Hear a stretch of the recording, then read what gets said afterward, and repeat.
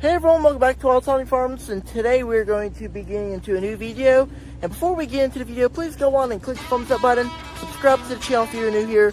Let's go on and get into the video.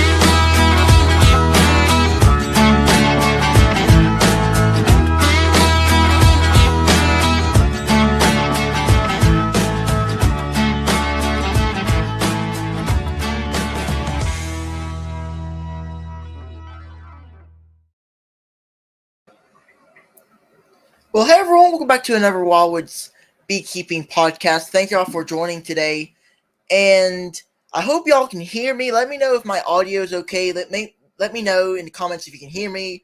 I'm trying something different out today. I have two cameras for today's live stream, so just let me know in the comment section if you guys can hear me okay, and then we'll take it from there. Thank you all for joining me today. We already have 11 folks on here tonight, so it's good to see everybody. I'll name through some folks that I see before we get into tonight's topic. Tonight we're just going to be having fun, talk about bees, but the main topic today is just going to be talking about VSH bees. I really don't have a long presentation. It's like a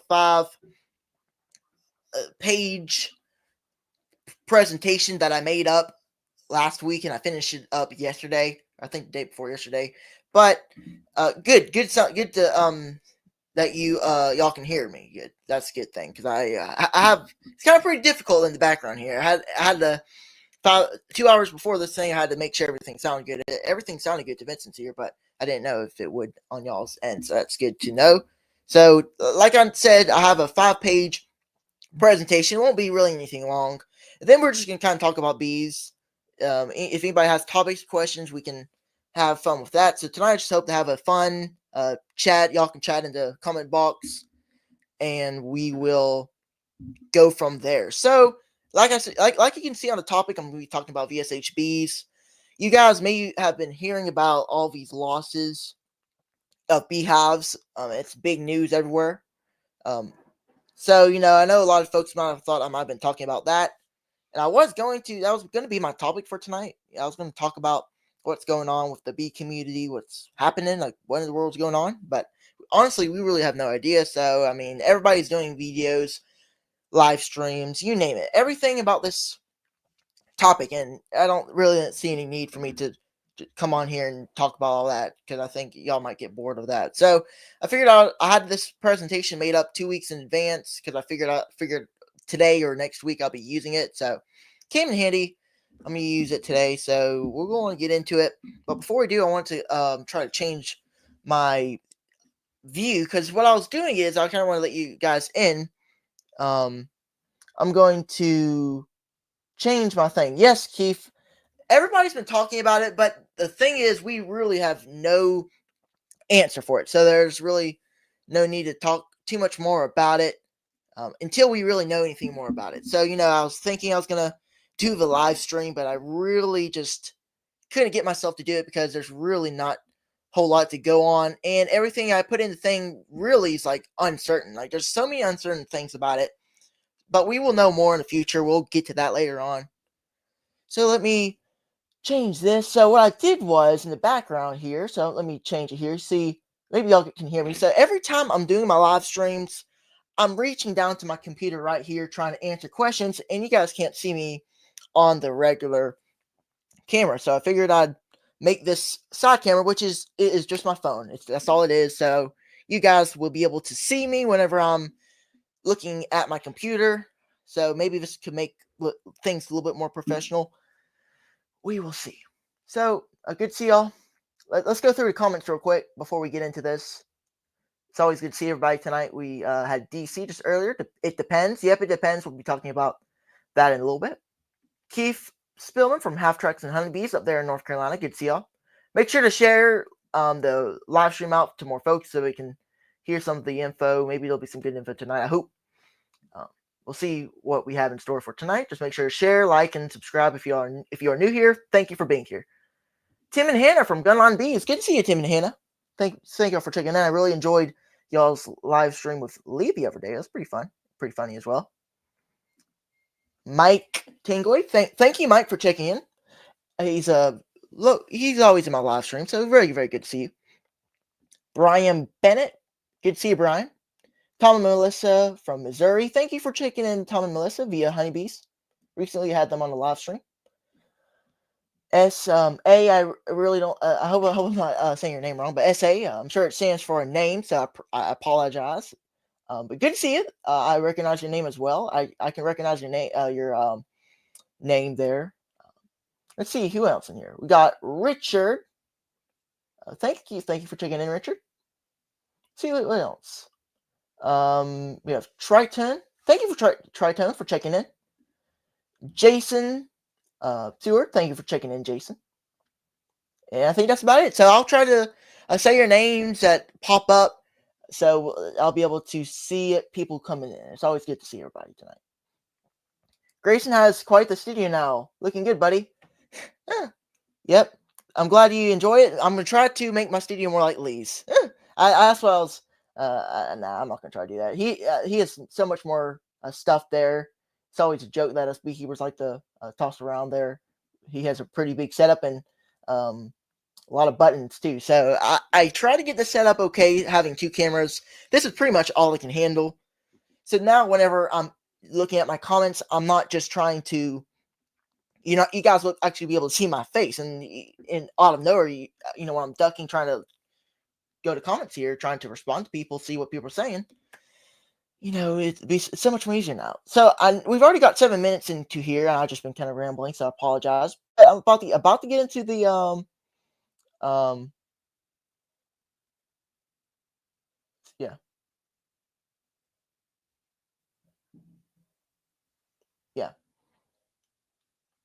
Shane, hi Grayson. I'm sorry having issues here. I see the video, but have no sound. We'll try and in and out. Be back, I hope. That worked. I'm back and here. Okay, good to hear. So I have the chat here. So if for some reason there's a problem and you guys cannot hear me, if you just see my lips moving and you can't hear me, because sometimes it might get disconnected and stuff like that. So just feel free to let me know, and I will try to fix that right away. So, but make sure to let me know very, very quickly, because I don't want to be in this presentation and end up afterwards not being able to hear the sound. That would not be good. I will be answering questions. So I do see a quick question here. I'll go on and answer it. Brian Bennett, how are your bees? My bees are doing very, very good, Brian. I'm really, really liking the way they are looking right now. I mean, pretty good. 4 colonies are pretty decent sized colonies. 2 are very, very big. 2 are a little more smaller, but they're still doing okay. Went in with 6. Right now I have 4. So hopefully this year will be a little bit more consistent. Try to hopefully get up to 8, which is the plan. All right, so I've already kind of talked a little bit about what's going on here. Not a whole lot, but let me come over here. Let me go and try to. Let me not press the wrong. I'm going to try not to press the wrong button. So let me do this real quick. Let me think here.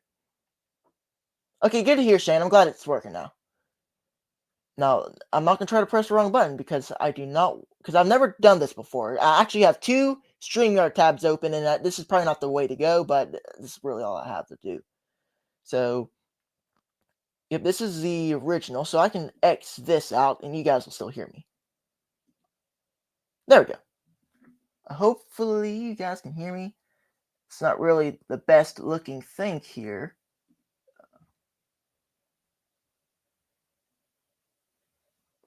Already having problems, so give me just a second. Let me try to put this on full thing. Okay, no. I really don't want to see this black thing here. That's just annoying. VSH honeybees. Slideshow. Let's see. Looking awesome still, Grayson. Good to hear, Jason. Yeah. Everything's going pretty good here. I'm really, happy with how my bees are. Yeah, definitely. Tim and Hannah's live stream with Lee over there at Kodiak Farms was a very, very good thing there. Is this gonna work? No, it's not. Still not working. Because I put some notes. I really don't know if this is gonna work the way I intended to.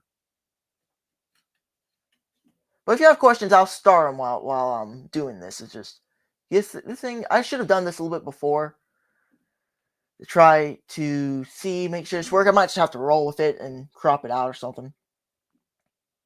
Well, that works. I just can't see my notes. I put some notes in the bottom here so I can do this, but it's just not giving me an option to. Okay, here we go. I think I'll be able to do it here. I'm trying to set this full screen.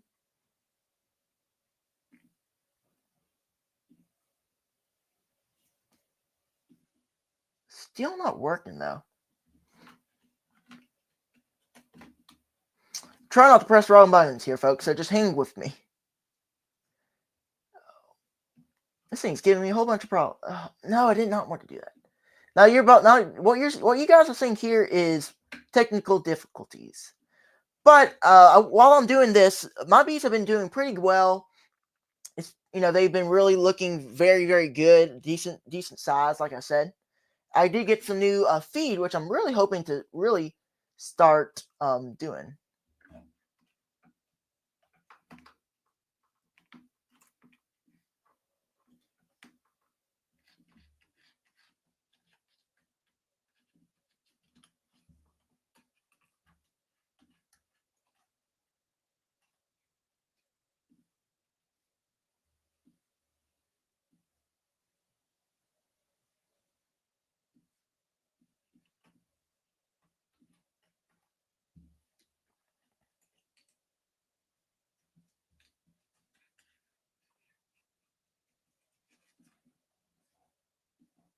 There we go. I got it. There we go.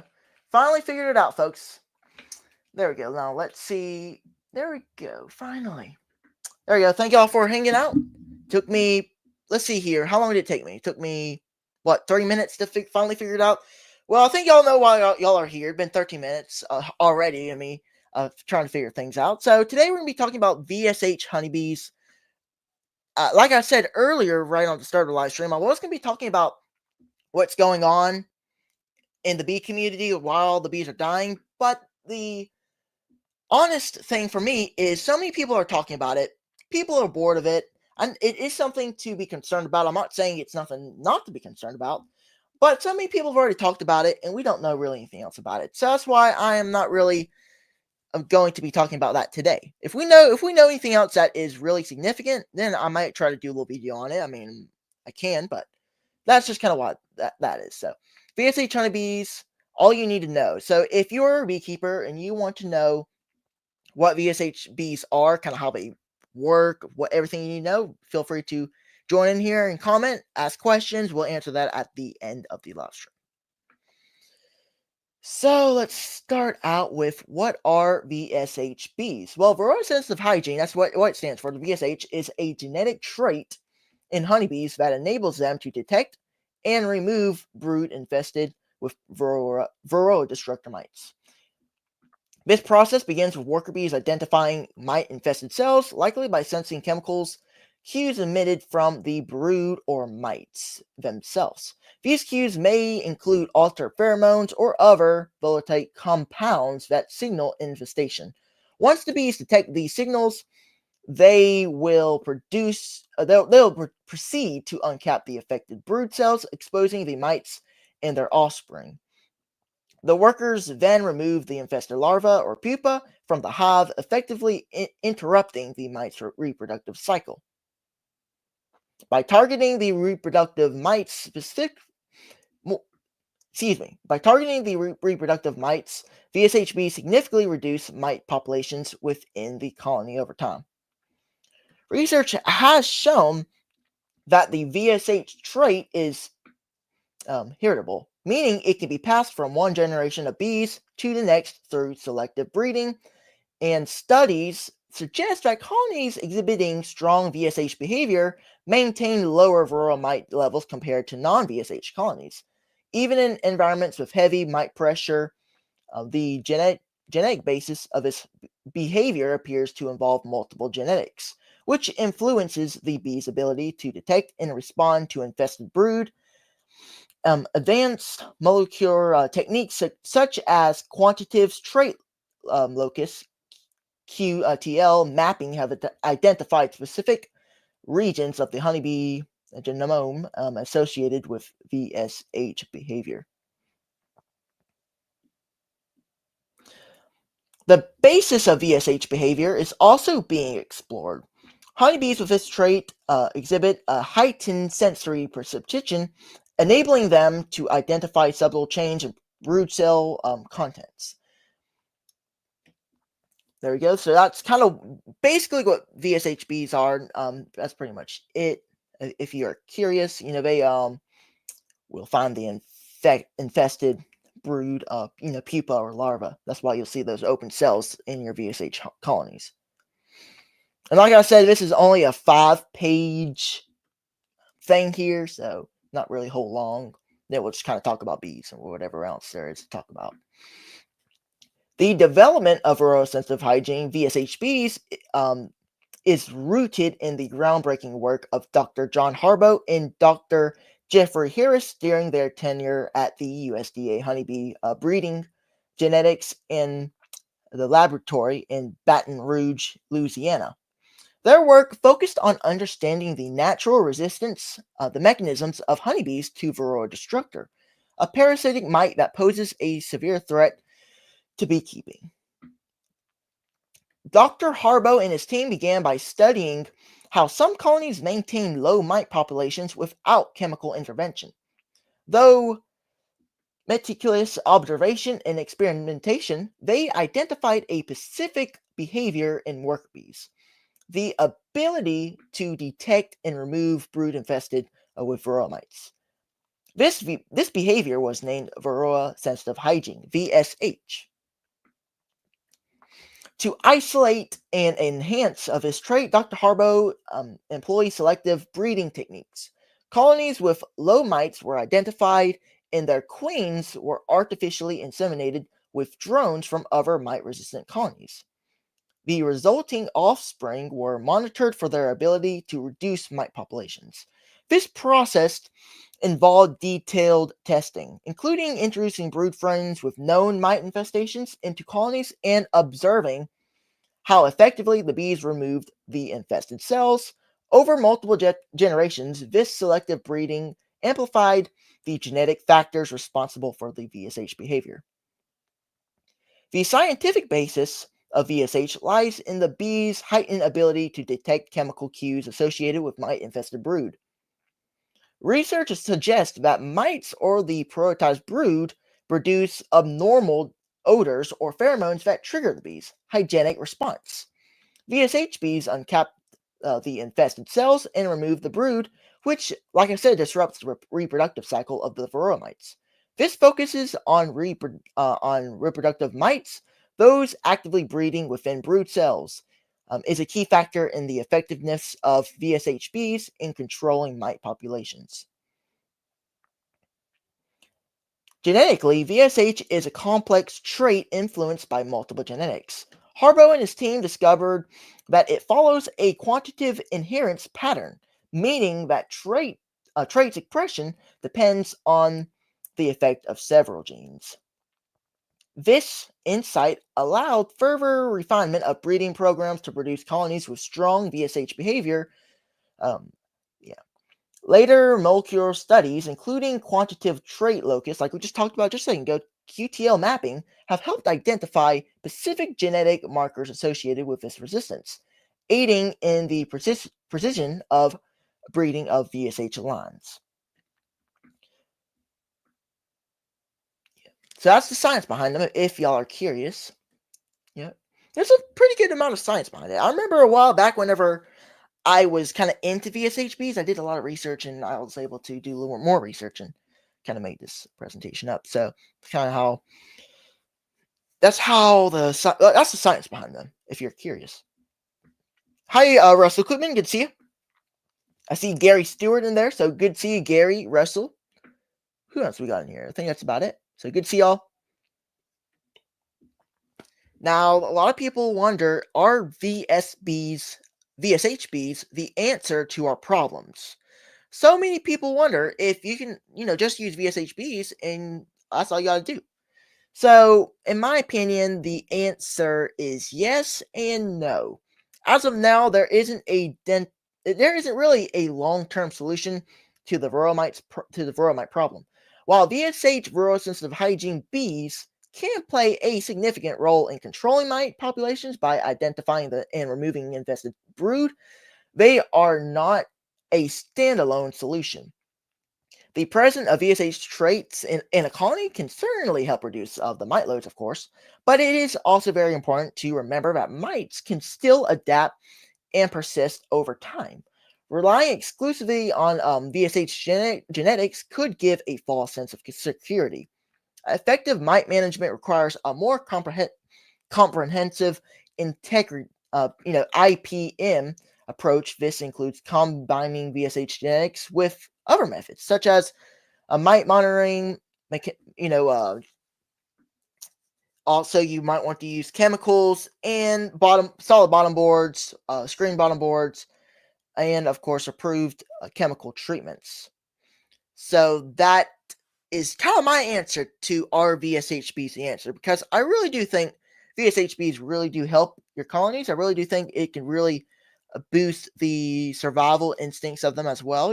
Your bees might survive better as well, but I just don't think it's the standalone answer to VSHBs.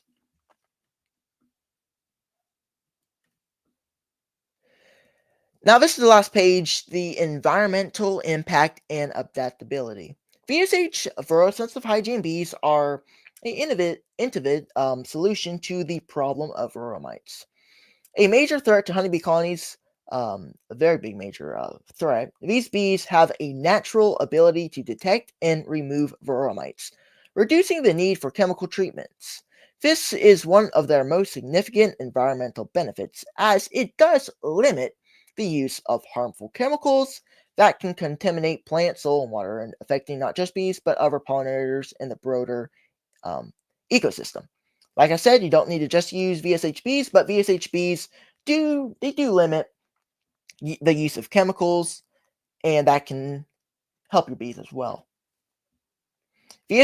VSHBs contribute to a healthier environment by maintaining strong mite-resistant colonies, which continue to provide essential pollination services. With fewer chemicals being used, these bees help preserve the biodiversity, supporting both wild and agricultural plant life. This does lead to more resilient ecosystem with diverse plants and crops benefiting from healthy pollination.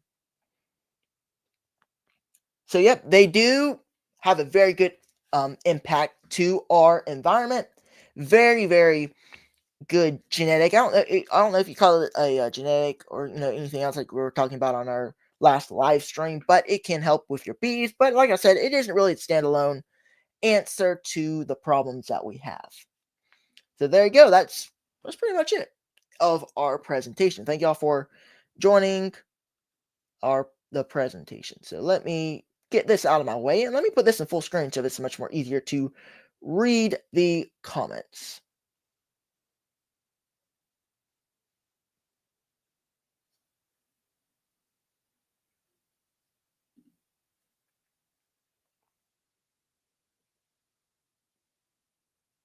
Let's see. Hey, Paul. Evening, folks. Dropped in after vacation and seems I'm catching Dr. Grayson's lecture series. Good job, Professor. Thank you, Paul. Appreciate it. I guess you could call me Professor. I don't really know. I'm not no professor, but I try to help beekeepers as good as I can. if they need help. And VSHBs is a pretty good topic. I figured that would be a interesting thing to discuss. So thank you for checking in, Paul. Edit that. If you have any questions, please feel free to put them in the comment section. That's pretty much the main topic for today. I really didn't have really anything else planned except just kind of chat about bees and have fun with the community. So that's pretty much it for the topics. Now I'm probably just gonna kind of go off script. Let's see, we got Russell Koopman in here. I think I already said his name. Matt at Sandy Valley Honey Company. Good to see you, Matt. Thanks for checking in this evening. Good to see you. I missed probably a whole bunch of comments though, so let me check. I see Larimore Farms, so good to see you, Larimore. Good to see you. Thanks for checking in. Yep, this week, y'all, is supposed to be kind of chilly, to say the least. So let me pop up some comments that I saw just a second ago. So we usually don't have too bad of winter, but this winter reminds me of younger days. Yep, this winter, I'm for sure a lot of people has been very tough for a lot of beekeepers. Hasn't been the worst down here, but we definitely have had some cold days and some snow. That's for sure. But luckily, this cold spell, we're not gonna have any snow. So, yep, supposed to be pretty cold. So let me see here. I think this weekend is supposed to get down to 25. This week's supposed to get down to 25 degrees on one night. Supposed to only get up to like 45 degrees. Supposed to be pretty chilly. So I mean, it's not gonna be fun at all, but we'll survive. We'll be able to manage. I have not checked the bees in probably a couple days. So I really don't know what they're looking like. Probably since Saturday, just opened them up. So I might check them, make sure that their food is still in there. Make sure they have some backup sources in there because I don't want them to starve or anything. Especially the smaller ones, the 30 frame, 4 frame colonies that are smaller but still strong and have a lot of brood. I definitely need to make sure. But last time I checked, they have some backup insurance in there for them to consume if needed. If they don't need it, they don't have to eat it. But if they do need it, it'll be there for them. The two bigger ones still have a lot of honey in there. Because I've been checking them more recently. They have a good amount of food, enough for probably a lot more of winter. Hey, Tom and Melissa. Grayson, have you tried to introduce any VSH queens into your operation? We have several yards of Core Stevens queens, and they display hygienic behavior. Might stay unchecked for the most part. Good question. I have tried to introduce VSH queens into my bee yard before. I wanted to. A good friend, Mark Miller. I don't know if he's in the live stream. He might. A lot of times when I mention somebody, for some reason they always pop into the live stream later on. Like there was one time where I, was talking about Bruce and he checked in, and there was one time where I was talking about Ian, and and out of nowhere they're eating it. So, but Mark Miller, is a good supportive channel. He's in the live streams once in a while. He's been, I'm sure, pretty busy, but he did send me a VSH queen. He raises VSH queens over there, and he was gonna send me one. Very nice of him too, but unfortunately, whenever I got it, it was a hot summer, and she didn't survive. So unfortunately, I wish she would have. Maybe I would have had some success with the VSH. It would have been pretty cool to kind of have some experience with them. But at this moment, I do not have any VSH in my bee yards, but I have tried before, and I one day will hope to try again.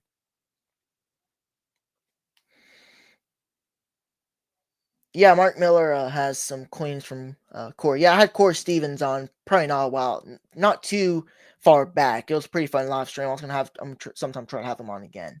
Very good person. I think he has his own operation now, like doing full time beekeeping. If I'm correct, he has a pretty good operation there and good stuff. Good VSHBs. I'd like to try to have some those VSHBs in the future. It'd be pretty cool. Yeah. If y'all have any more questions, feel free to put them in the comment section. I'll answer them as I can. Also, while y'all are watching, please go and click the thumbs up button. I'd really, really appreciate it if y'all would. I'd really appreciate it. And now let me go back into some of the other comments real quick, because when I was doing this presentation, I wasn't really able to look at them. So let's see. Oh, I did see Russell Amon. Good to see you, Russell. Sorry I missed you. Yes, sir. I'm looking forward to catching a swarm this year. I'm hoping to catch a swarm too, Brian. I'm hoping that I'll be able to do that eventually. Brian, bees are good. Lost two, but all good. Yep, same here. I lost two. My bees are doing pretty well, so I'm looking forward to what the future holds. How many colonies do you have? I have four right now. Of course, winter isn't over yet, but I have four at the moment. And I came into the winter with 6 colonies, so I think I did a better job than I did the last winter when I only came out with one. It's a big improvement. I still want to kind of get a little bit more sustainability in my BRs. I've kind of talked about that a lot before. Kind of like staying at an even number because a lot of times I'm able to get up to like 10, 12 colonies, and it's just I'm never really able to stay at that number.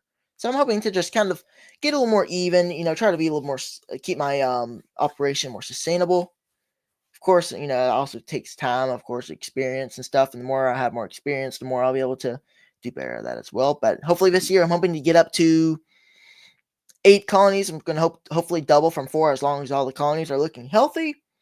And if I can get more than that, that'll be pretty good.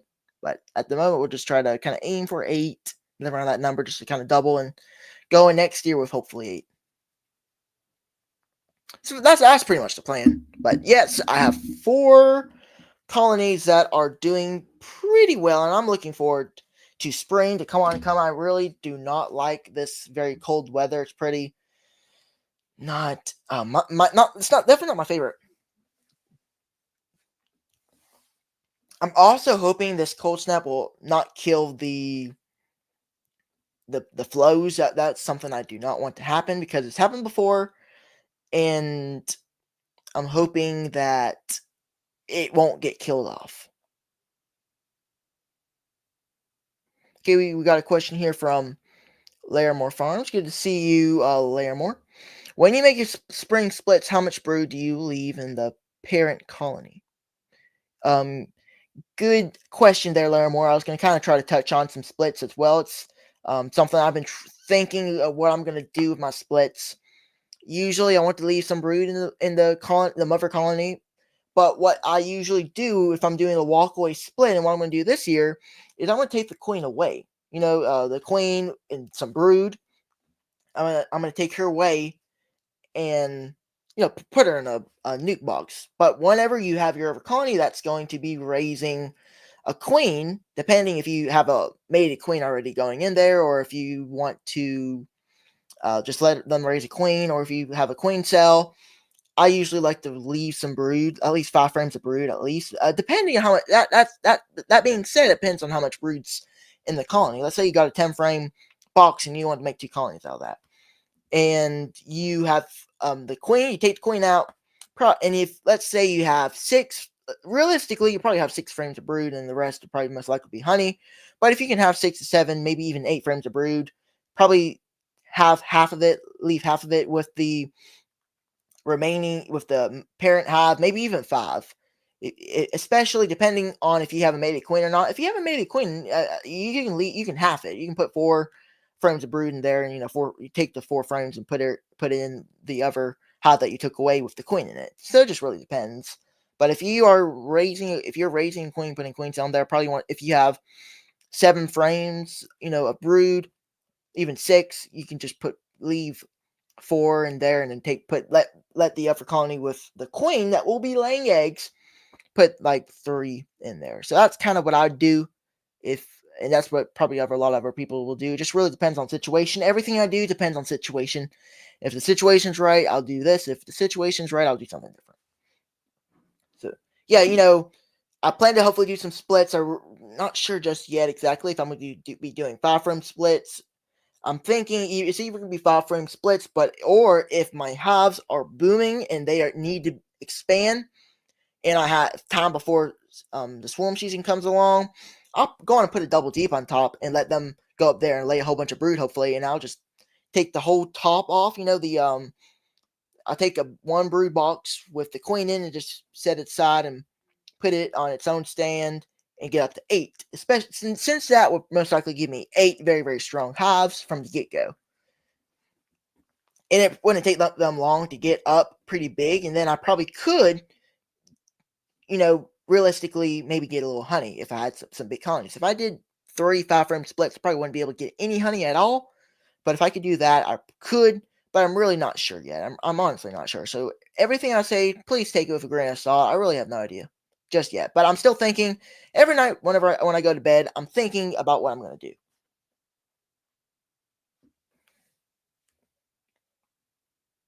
Let's see here. Next question is from Russell Koopman. Good to see you, Russell. Thank you for checking in. We got 18 folks in here, so good to see y'all. I'm sure more folks will be watching on the replay. Uh, so we have Russell here, and it says, Grayson, how much honey are you hoping to harvest realistically? I just got off of that, and I was kind of talking about the honey. Like I said just a second ago, it really depends on my splits. It really depends on how big my splits are. It depends on how strong my colonies are. If I can have 8 strong colonies, and if I'm doing these double deeps and having pretty strong colonies, and it only takes them 2 weeks to get a pretty good size to do my splits, therefore I can probably get a little honey. Maybe 4 gallons. I'm not really. And if I'm not able to harvest any honey, I'm okay. I still have a good amount of honey from last year's harvest. I'm not in dire situation of needing honey, but if I'm able to, that's all great. I'm happy to harvest honey if I'm able to. But if I can't, if I split and I'm not in the great situation to do so, I'm not going to be doing any splits. Of course, everything I do say is really depends on how everything goes. We have Via Honeybees, Tom and Melissa. Grayson, do you ever feed your bees? What type of feeders do you use? I really do need to. Actually, I do. I was about to say I need to do a video. I do have a video, but it's on members only. I really do need to put that on public so you guys can see. But I might try to make a new video, kind of update, kind of what I need, what I'm doing. The video, it's just I've randomly found the video about sugar syrup, how I do it. It's kind of a while back. It's kind of outdated, but I just decided to put it on members only just for the time being. I haven't really done anything with it since. I use 1 gallon feeders. They work great for me. If you've watched my channel for a long time, y'all will know that I use mesh. I think that's what it's called. Hopefully, I'm right. It's a screen on top of the lid that I use. I use Apis Biologics for my thing. For my stimulant, but I've also used this. This is something new that I've used. It's called Brood Booster. You might have heard of this. I just found it on Amazon a while back, and I used it. It's worked pretty good. So I don't really see a lot of beekeepers using it. I use it. It works pretty good. Somebody, probably you guys, probably have never heard of it before, but Brood Booster, I really don't know. Bountiful Bee, something like that. So it's worked good for me. That Apis Biologics and some in 1-to-1 sugar water. I actually like to do a little bit less to 1-to-1. I really don't like to do automatically 1-to-1 because it's just kind of too thick for me. I like to do a little bit more thinner syrup, and I'm also saving sugar.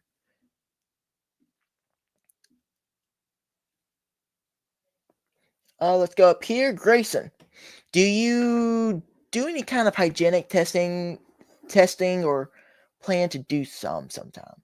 Great question.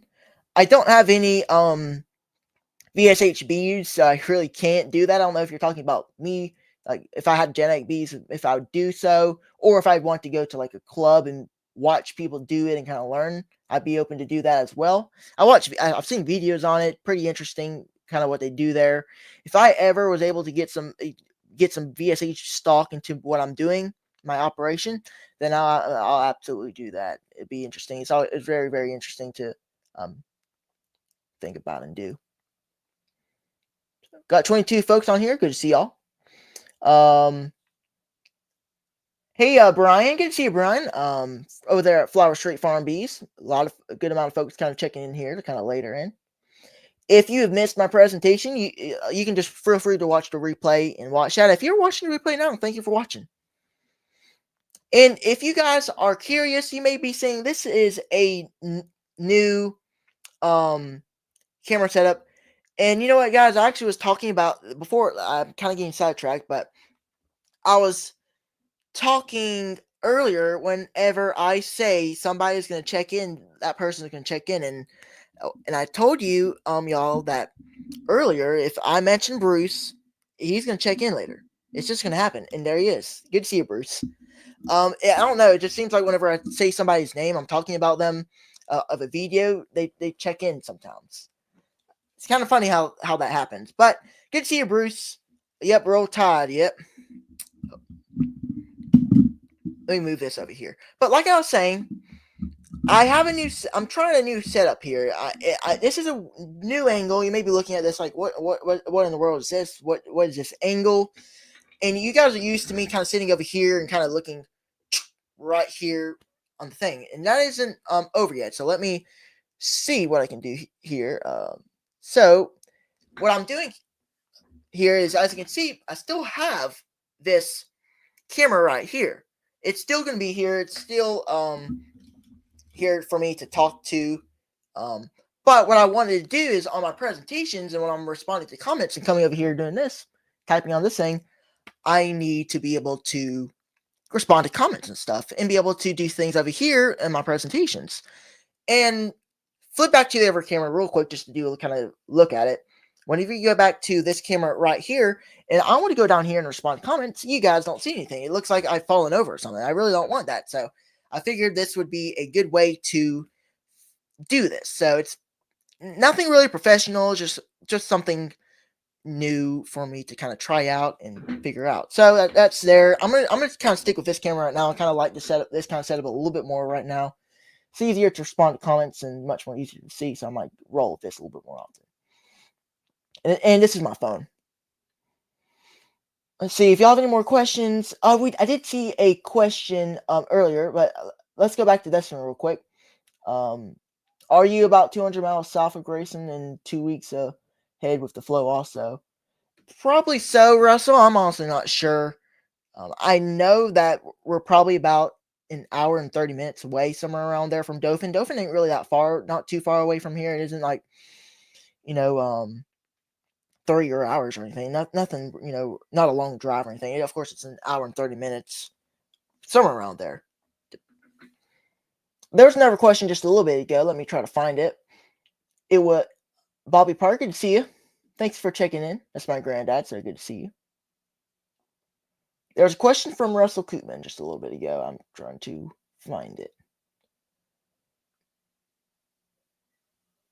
I can't find it anywhere. Just give me a second. I just know it was asked. Oh no, it was actually Brian. Excuse me. It's actually from Brian Bennett. I knew it was from Brian or Russell, but Brian asked, Grayson, you setting swarm traps this year? I'm gonna try to, Brian. I tried that last year and it really didn't work, but I actually highlighted a idea from Philip. I don't know if Philip's still in here. I don't know if Philip's in here, but Philip Morse from RTX Honeybees, he left a comment one day when I was talking about this exact subject, kind of trying to figure out what would be the best swarm, trap method to do. And he left a comment kind of explaining a good way to do so. And I really liked the idea. So I'm going to use that way. I really can't remember what exactly it is. Let me try to come here and look exactly. I had it starred, actually highlighted, if I can find it anywhere. It's right here from, no, that's not it. I might not be able to find it. We'll see here. This computer's kind of difficult. Please don't say I deleted it. Maybe it didn't. There you go, I found it. I'm not going to be able to pop it up on screen, but basically what he said was that that swarm trap will be more effective if you give them more space. A double nuke instead of singles should do it. One bait comb in the top, 4 empty, no foundation, no frames in the bottom nuke box. So that's what I'm going to try to do this year. It's a good idea that I kind of liked, so.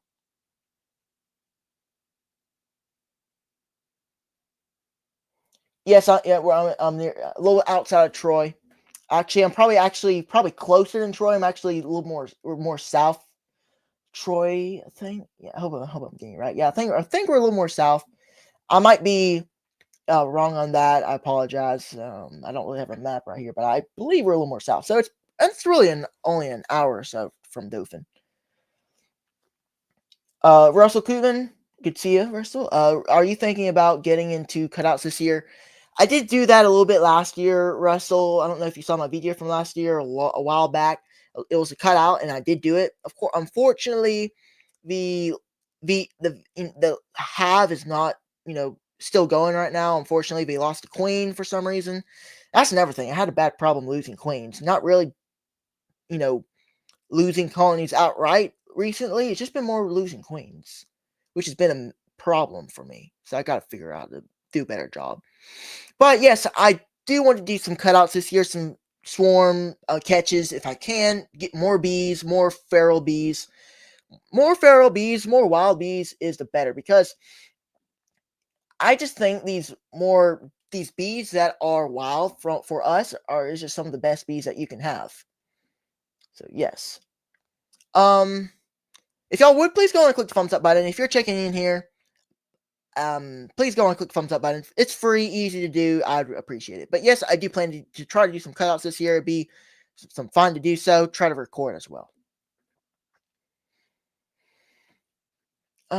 Shane from Ziggy's Beast. Grayson, do you rear your own queens? I don't. I would say I really tried it before, and I haven't really became the best successful at it. I had some queens that actually, made it through the incubator. I used an incubator for the hatching process.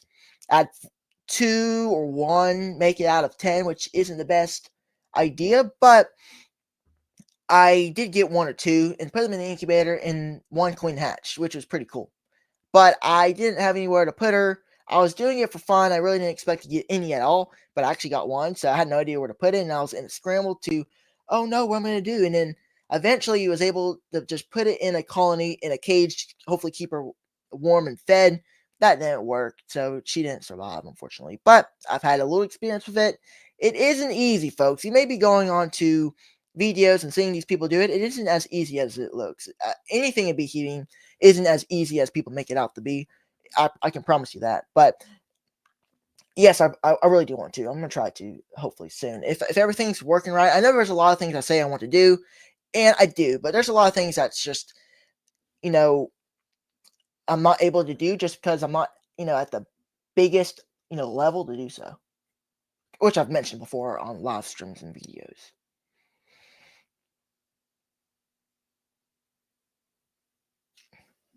Brian, yep. I just answered that question, and yeah, hopefully sometime in the future. I'm really not sure about this year though. If I can, that'd be awesome. Raising queens, I've watched it before on videos. It's fun. It can be fun. It's just not the easiest thing to do, but I've always said it before. It just takes personal experience, and that's something that I can honestly say I have not had. Excuse me. I just need to kind of get a little bit better. I would say, and just kind of have some hands-on experience, and then I can guarantee you I can do it. It's just I'm not at that level of the colonies to do so just yet, especially whenever I'm trying to focus on one specific thing, and this year's probably expanding to 8 colonies. If anything on the side I can do, I'll be happy to. Excuse me, sorry, been doing a lot of talking. This has been a fun live stream. This is honestly one of my most funnest live streams by myself. Actually having something to talk about and discuss has been fun. It's good. If y'all have any more questions, feel free to put them in there. But yes, it is really honestly not the easiest thing in the world. Everybody does a video and they're doing it and they're successful. I see them all the time. When people are raising queens for so many years, or like Bob Benny and some other folks, and they lift up this frame of all of them. All of them are full of capped queen cells. And then right there, everybody is accustomed. Everybody knows what the feeling is. Right when you see that, you're like, easy. I can do that. It's pretty simple.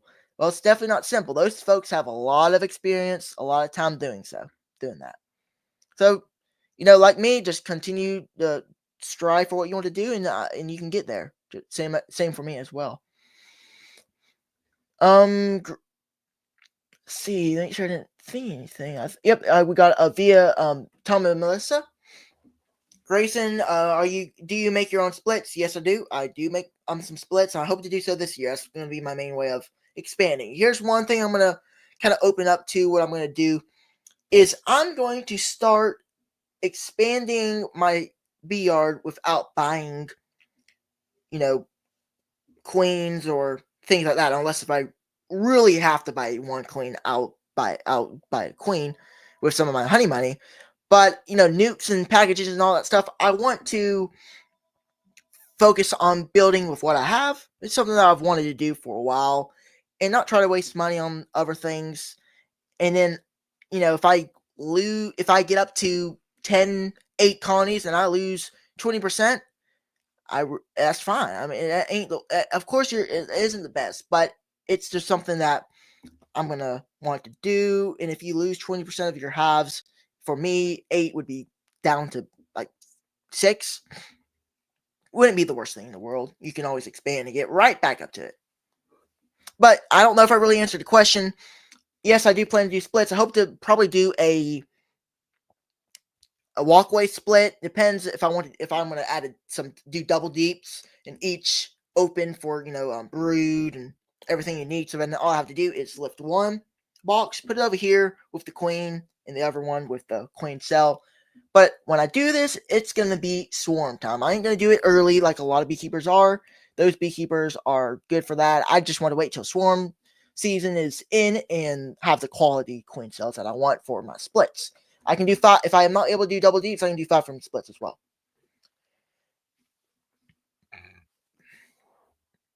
Yes, you can definitely grow your apiary, without spending lots of money. It's something that you can do. You just got to, experiment with things, and I definitely won't be nervous to. I'm going to try to do as much as I can to experience some new things that I be open to experiencing and trying out new things, experimenting out in the bee yard, and do things that I need to do, and take y'all along for the ride. So that's what I want to do. I'm going to try to upload some videos. If y'all really already don't know, I've not been doing as many videos. You guys may be thinking, well, it might be because I don't have all the time to do so. I have all the time in the world to do videos. There's every day where I want to record video, but sometimes I do get sidetracked with out in the bee yard stuff and everything. But the reason why I haven't been uploading as many videos is because I'm trying to do more quality than quantity. I've been trying to follow that quality over quantity in pretty much everything in beekeeping. And with my YouTube channel, I've been making so many videos, and I edit one time. I never go back and look at the mistakes I made. I know, that's bad. I'm sure I can probably do it. I can upload 4 times each week, and I should still do that. But it's just when I'm uploading that many videos, it's really hard to edit and go back through things and all that. So what I've been doing is uploading once a week, and then being able to just keep my timeline in my editing software, and then every time go back and make sure things are correct, make sure things are not wrong. And I have been doing a little bit better at that, and it's so much better. So if you're wondering why I've not been uploading as much, that's the reason. It's just trying to have a little bit more quality in my videos and not too much quantity. And people can't watch 4 videos a day because there's so many YouTube channels. So I want to try to just do less videos and more people see them at one time, because so then it'll just be a video for a week. And I'm uploading, if y'all don't know, Saturdays. I'm starting to do Saturdays at 10 a.m. Sometime in the morning. Let's see. There is another question that I almost forgot. Matt from Sandy Valley. Good to see you, Matt. I had him on a live stream about 2 weeks ago. It was very, very fun. Fun live stream I did with him. I enjoyed that. Good to see you. Grayson, do you prefer 8 or 10 frame equipment? I prefer 10 frame equipment. That's what I've always used in keeping bees. I have used those 8 frame spacers though in some beekeeping equipment, but there were the original 2 halves had the 8. I think it was either 8 or 9 frame spacing. I eventually just took that out. I really didn't like that. It was metal. It got in the way of me lifting frames. It just got annoying, and I just said to myself, okay, I'm done with this. I'm going to take this over here to my table, get this metal stuff out of the way, and I've been doing fine ever since. I just use 10 frame equipment. But if somebody wants to use 8 frame equipment too, it's good. But all my equipment's 10 frame, so if I wanted to get 8 frame equipment, it'd be kind of difficult. But if anybody uses 8 frame equipment, it's great. The only difference is just a little more smaller. Sometimes if you really want a 8 frame hive, it can be very, very good because you're limiting a little bit of space, not a whole lot, but just a little bit. You're limiting 2 more frames, which could add a very, very slim. I'm saying very, very, very slim, smaller condensed area for keeping the hive warm. The cluster. But 8 frame equipment's good. 10 frame equipment's good as well. I use 10 frame equipment. Already 56 minutes? It really don't seem that long, honestly. I could go on for a long more, but I'm going to end it off very, very soon. If y'all have any more questions, feel free to put them in the comment section below.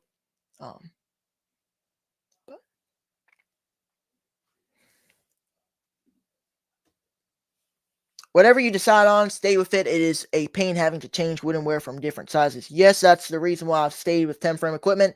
Figured it could be a very big problem having to switch between equipment, 10 frame, 8 frame equipment, and having the wrong sizes and, getting all confused. So that's why I decided I'm doing 10 frame equipment. Everything that's out there is 10 frame equipment, and I know there's no 8 frame equipment out there that it will get me confused.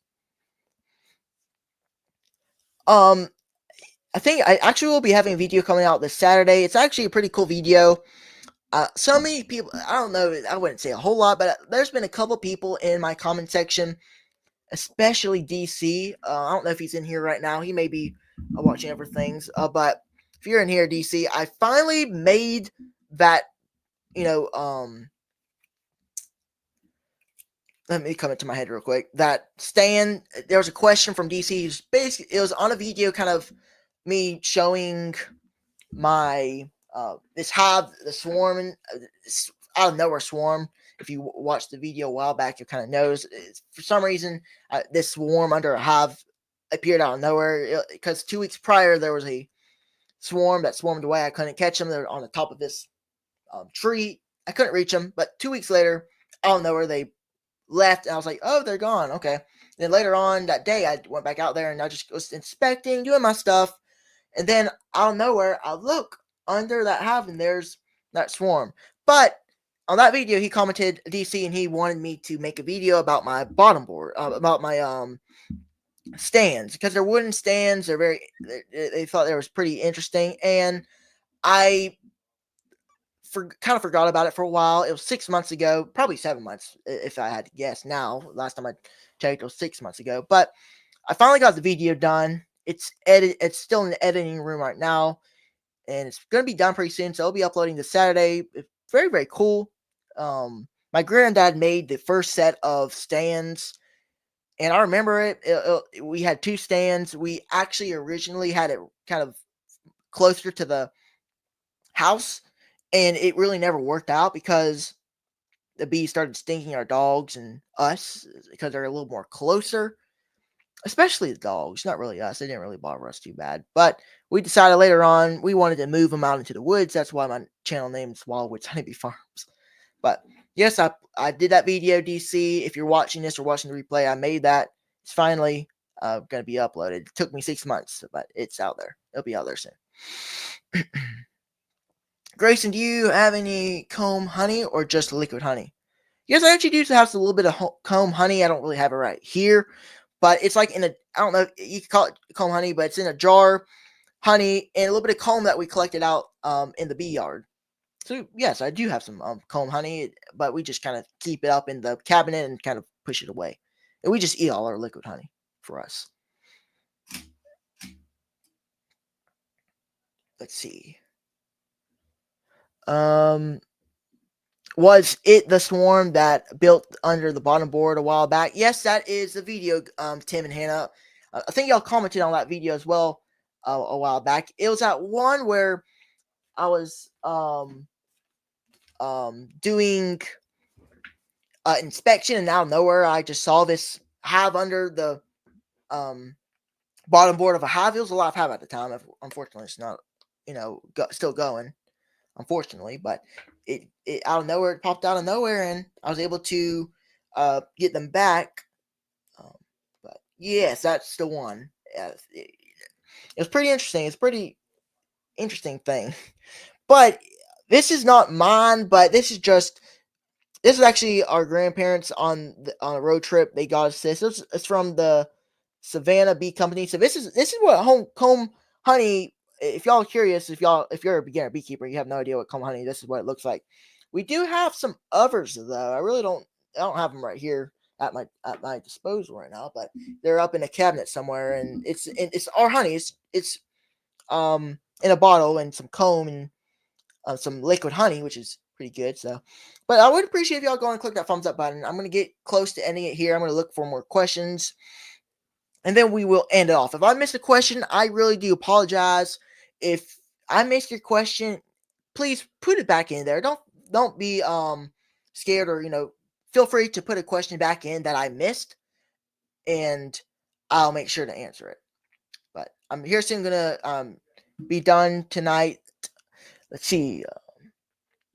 Gary Stewart, I always use deeps for brood and mediums for honey.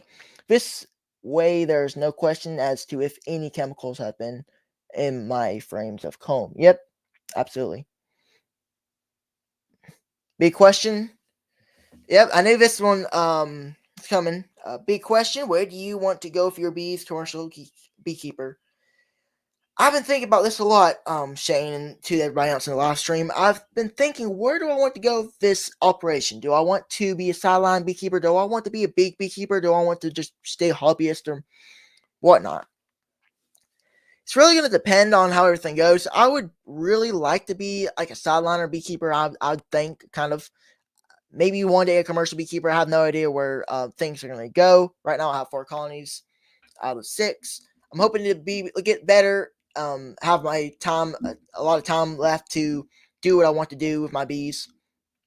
Hopefully, get up to a sideliner scale and so on. I'm really not sure the timeline. I really don't know each time, but hopefully, just to expand each year, maybe double, at least double each year, and get to that point, which is going to be hopefully what I want to do. And that should probably go the way I need it to, as long as I should be able to double. As long as I can come out winter. If I could somehow come out, as long as I come out with winter now with the 4 colonies I have, and then I can double it to 8, and then next year I can somehow be able to come out with 6, 7, 8, maybe even 8 colonies. 6 would be fine. Double that. Even if I lose 2, I'm doubling the next year. So I'm just hoping that's what I can do. Be a little more sustainable with my operation, and see where things go. Look at it this way: if I was into to make honey, bees would not be my career choice. I can make better money elsewhere. I do it because I love it, and making a job out of it would ruin that. Absolutely, Gary. I understand you completely. Right now, it's really just for fun.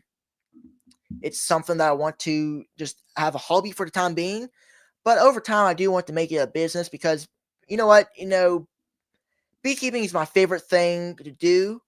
And I honestly, me personally, I'd rather, kind of be able to do that for a living. If I can't, it really depends on how things go. I can't give y'all really a answer that will stick for a long time, but I can give you this answer that it'd be something in my idea to maybe hopefully get to that level sometime, but just not right now. I just kind of want to be a hobbyist beekeeper for the time being, expand, get honey, sell things, make a little money, and then kind of be a better beekeeper, and then kind of go from there.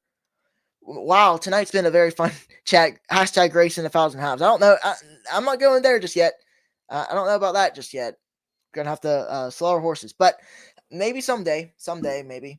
But man, this has been a